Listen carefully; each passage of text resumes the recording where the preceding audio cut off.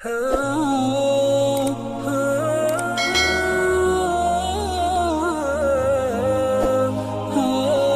سید عالم صلی اللہ علیہ وسلم ایک جبہ لے کے آئے. علامہ ظفر الدین بہاری اعلیٰ حضرت کے خلیفہ، انہوں نے لکھا ہے حضور ایک جبہ لائے معراج سے، بڑا پیارا، بڑا خوبصورت. تو نبی پاک صلی اللہ تعالی علیہ وسلم کو وہ جبہ عطا ہوا. کئی باتیں ہو سکتی ہیں، بارگاہ خداوندی کی طرف سے عطا ہوا، یا جنت کے سارے فرشتوں اور حوروں نے مل کے محبوب کی بارگاہ میں نظر پیش کی. ایک جبہ حضور لائے. علامہ بہاری علیہ رحمہ فرماتے ہیں نبی پاک علیہ الصلوۃ والسلام جبہ لے کے آئے تو حضور علیہ الصلوۃ والسلام کا دل چاہا کہ میں آگے دے دوں. اللہ والوں کی یہ صفت ہے ان کی. طمع نہیں، منع نہیں، جمع نہیں. طمع نہیں کا مطلب ہے کہ دولت کی ہر وقت طمع نہیں، یہ شوق نہیں کہ آتے جائیں، اور اگر آنے لگ جائے تو پھر منع نہیں. اگر خود کوئی آتا ہے تو پھر منع، اور جب آ گئے تو پھر جمع نہیں، پھر سنبھال کے نہیں رکھنے، پھر آگے دے دینے، پھر ان کو کسی مصرف میں خرچ کرنا ہے. نبی پاک صلی اللہ علیہ وسلم جبہ لائے تو اب سرکار دو عالم صلی اللہ علیہ وسلم نے ارادہ فرمایا کہ اب اس کو آگے بانٹنا ہے، آگے دینا ہے. میں کئی دفعہ سوچتا ہوں کہ آج بھی دنیا میں نبی پاک کے منہ مبارک موجود ہے، آج بھی حضور علیہ السلام کے نالین مبارک موجود ہے. ترکی میں حضور علیہ السلام کا پیالہ مبارک موجود ہے. محبوب علیہ السلام نے تو اپنے گھر کا سامان اور اپنے بطن اطہر سے لگے ہوا لباس اتنا بانٹا ہے کہ آج تک اس کا فیض دنیا میں موجود ہے. تو جب یہ چیزیں حضور نے بانٹی ہیں تو اس کا فیضان موجود ہے، تو بتائیے نبی پاک کا روحانی فیض دنیا میں کتنا موجود ہو. تو نبی پاک صلی اللہ علیہ وسلم کا ارادہ بنا کہ جبہ دینا ہے. حضور نے حضرت ابو بکر صدیق کو بلایا، شان سب کی وراء الورا ہے. حضور نے جناب صدیق اکبر کو بلایا، فرمایا ابو بکر یہ جبہ میں معراج کی رات لایا ہوں، اگر تمہیں دے دوں تو کیا کرو گے؟ کبھی کبھی دل کرتا ہے سودا کر کے چیز دینے کو. بہرحال ہمارا مزاج ہوتا ہے کہ نہیں مفت ملے. کبھی کبھی دل کرتا ہے سودا کر کے دینے کو. حضور علیہ السلام نے فرمایا اگر تمہیں دوں تو کیا کرو گے؟ جناب صدیق اکبر کہنے لگے یا رسول اللہ ساری دنیا میں سچ پھیلاؤں گا، یہ جبے کا فیض لے کر اوڑھ کر ساری دنیا میں سچ. نبی پاک فرمانے لگے نیت تیری اچھی ہے پر میرا نہیں ارادہ بنا تجھے دینے کا. حضرت عمر کو بلایا، کہ عمر جبہ اگر تمہیں دے دوں تو کیا کرو گے؟ عرض کی یا رسول اللہ صلی اللہ تعالی علیہ وسلم میں پوری دنیا میں عدل قائم کروں گا، کہیں نا انصافی نہیں ہونے دوں گا. اس جبے کا مجھے فیض ملے گا، برکت ملے گی، روحانی طاقت ملے گی، عدل ہی عدل کر دوں گا. حضور نے فرمایا تیری نیت بھی اچھی ہے، تیری بات بھی اچھی ہے، پر نہیں تجھے نہیں ملے گا، تو میری مراد کو نہیں پہنچا. جناب عثمان غنی کو بلایا، کہا عثمان جبہ تجھے دے دوں تو کیا کرو گے؟ حضرت عثمان سخاوت کے بادشاہ تھے. عرض کرنے لگے حضور جبہ پہنوں گا تو اور برکتیں ہوں گی، تو انشاءاللہ جتنا آتا جائے گا میں رب کریم کی مخلوق میں بانٹتا جاؤں گا. حضور فرمانے لگے نیت تیری بھی اچھی، ارادہ بھی تیرا بھی اچھا، پر ملے گا نہیں تجھے، تو میری مراد کو نہیں پہنچا. پھر باری آ گئی مولا علی شیر خدا کی، من کنت مولاہ فعلی مولا. حضرت علی کی باری آئی تو نبی پاک نے فرمایا علی یہ جبہ میرے پاس ہے، اگر تمہیں دے دوں تو کیا کرو گے؟ تو شیر خدا نے ایک دفعہ نظر اٹھائی پھر جھکا لی، فرمایا علی بولتے نہیں. عرض کی محبوب اگر جبہ مجھے مل گیا نا تو میں رب کریم کی مخلوق کی پردہ پوشی کروں گا، میں چھپاؤں گا، میں لوگوں کے عیب بیان نہیں کروں گا، میں پردے ڈالوں گا، میں عزتوں کی حفاظت کروں گا. میرے محبوب نے فرمایا اٹھ پھر گلے لگ. تو حضرت شیر خدا رضی اللہ تعالیٰ عنہ کہتے ہیں میں علم نشرہ کے سینے سے لگا تو حضور نے جبہ کھولا، فرمایا علی تو میری مراد کو پہنچا ہے، یہ معراج کا تحفہ میں تجھے عطا کرنے لگا. وہ جبہ حضرت علی شیر خدا کو رسول پاک نے عطا فرمایا. میرے بھائی معراج پہ حضور تحفے لے کے آئے. نبی پاک صلی اللہ علیہ وسلم نے فرمایا سورت فاتحہ اللہ نے مجھے معراج کی رات عطا فرمائی، یہ تحفہ ہے. یہ پہلے بھی نازل ہوئی، کئی دفعہ نازل ہوئی سورت فاتحہ، یہ ایک تحفہ ہے. مسلمان اصل میں آپ یقین کریں آج بہت سارے لوگ غصے کے مریض ہیں. سورت فاتحہ ایک ٹھنڈی چیز کا نام ہے، یہ معراج کا تحفہ ہے، اللہ کی نشانیوں میں سے نشانی ہے.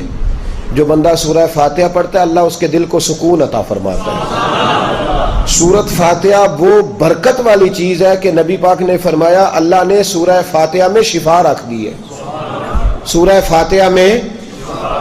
فاتحہ پڑھے، پانی پہ پھونکے، مریض کو پلائیں، اللہ اسے سکون بھی دے گا اور شفا بھی عطا فرمائے گا. سورت فاتحہ معراج کا تحفہ ہے، معراج کا. آتی ہے نا ماشاءاللہ سب کو. پھر بھی کسی قاری صاحب کو سنا لیں اس کو. حضرت ابو سعید خدری رضی اللہ تعالیٰ عنہ ارشاد فرماتے ہیں کہ ہم لوگ ایک سفر پہ تھے جہاد کے لیے. نبی پاک علیہ السلام نے ایک قافلہ بنا کے ہمیں روانہ کیا. اس سے ہم واپس آ رہے تھے.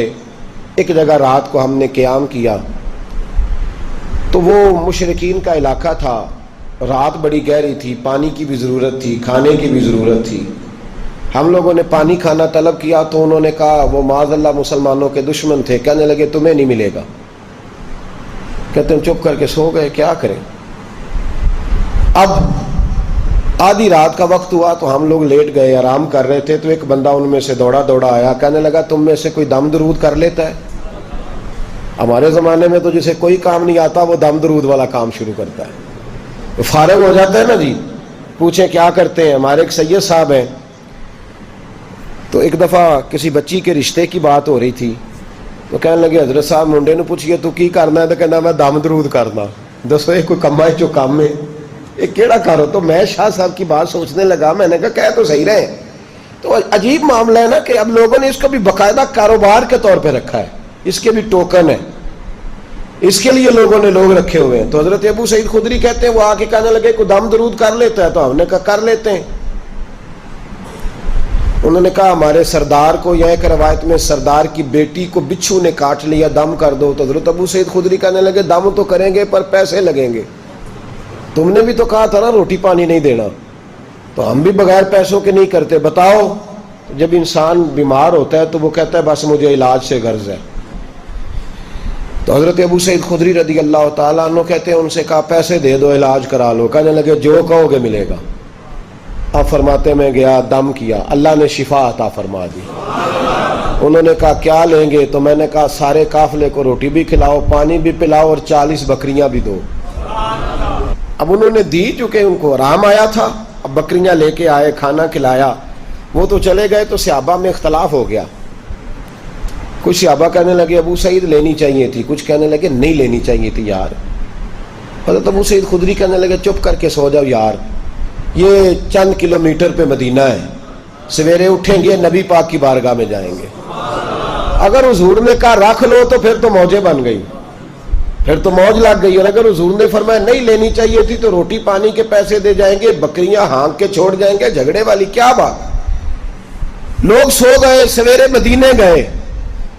حضور کو جب بات سنائی تو صحابہ کہتے ہیں حضور اتنا مسکرائے کہ دانتوں سے نور نکلنے لگا. آپ یقین کریں محبوب کی شان. حاجی صادق صاحب فرمایا کرتے تھے شان مدینے والے دی تے زبان بریلی والے دی.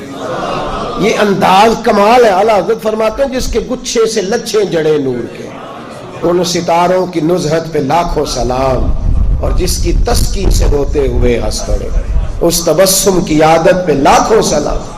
نبی پاک مسکرائے. ابو سعید یار تیری بات کا بڑا مزہ آیا ہے. انہیں 40 بکریاں لے لی، حضور 40 لے لی. تو حضور مسکرا کے فرمانے لگے پڑھا کیا تھا دم کرتے وقت؟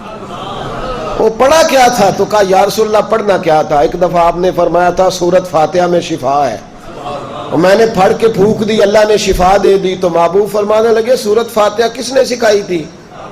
کہا حضور آپ نے. تو فرمایا پھر 20 بکریاں میری ہیں، 20 تمہاری ہیں، لاؤ آدھی آدھی کرو.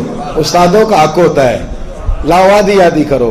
اب تو استاد کو حق لوگ جانتے نہیں نا. میرے ہاتھوں کے تراشے ہوئے مٹی کے صنم آج بت خانے میں بھگوان بنے بیٹھے ہیں. اب تو لوگ پوچھتے ہی نہیں نا استادوں کو. گئی بات، زمانہ بیت گیا. وہ پتھر جن کو سکھائی تھی قوت گویائی ہم نے، وہ جب بولنے لگے تو ہم پر ہی برس پڑے. اب تو پوچھتا کوئی نہیں. تو نبی کریم صلی اللہ تعالی علیہ وآلہ وسلم فرمانے لگے لاؤ بھائی 20 بکریاں میری، 20 تمہاری. تو حضرت ابو سعید خدری کہتے ہیں ایسا مجمع میں نور دوڑا، ایسا چہروں پہ حسن دوڑا کہ میری بھی آنکھوں میں آنسو آ گئے. میں نے کہا یا رسول اللہ 20 کیا، بکریاں بھی آپ کی، ہم بھی آپ کے، حضور ہماری نسلیں بھی آپ کی، ہر شے یا رسول اللہ آپ کی ہے. تو حضور نے فرمایا جاؤ تمہارا یہ سارا کچھ یہ ان کا مال ہے، سمجھ لو مال غنیمت ہے، جاؤ جا کے استعمال کرو۔ تو سورت فاتحہ اتنی بڑی چیز ہے، یہ معراج کا تحفہ ہے۔